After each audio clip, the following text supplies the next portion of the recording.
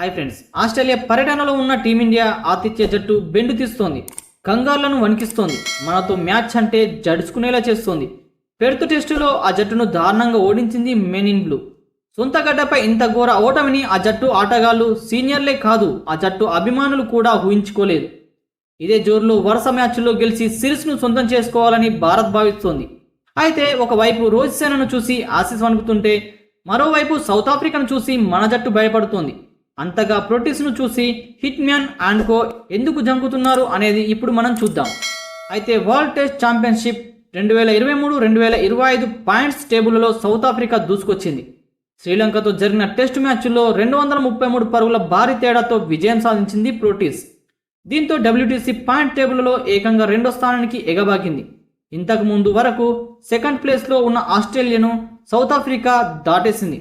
దీంతో ఫస్ట్ ప్లేస్లో ఉన్న భారత్లో భయం మొదలైంది. ప్రోటీస్ ఉన్న దూకుడు త్వరలో టాప్ ప్లేస్కు చేరుకోవడం ఖాయమని కనిపిస్తోంది. అయితే బోర్డర్ గవస్కర్ ట్రోఫీలో గనక టీమిండియా నెగ్గితే టాప్ ప్లేస్కు కంటిన్యూ అవుతుంది. సిరీస్ను క్లీన్ స్వీప్ చేస్తే మన లీడ్ మరింత సాలిడ్గా మారుతుంది.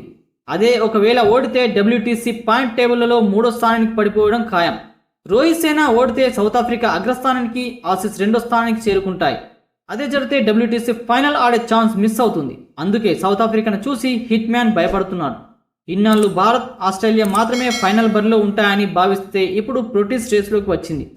దీంతో బీసీటీలో తప్పక గెలవాల్సిన పరిస్థితి. మరి ఈ ఛాలెంజ్ను టీమిండియా ఎలా ఎదుర్కొంటుందో చూడాలి.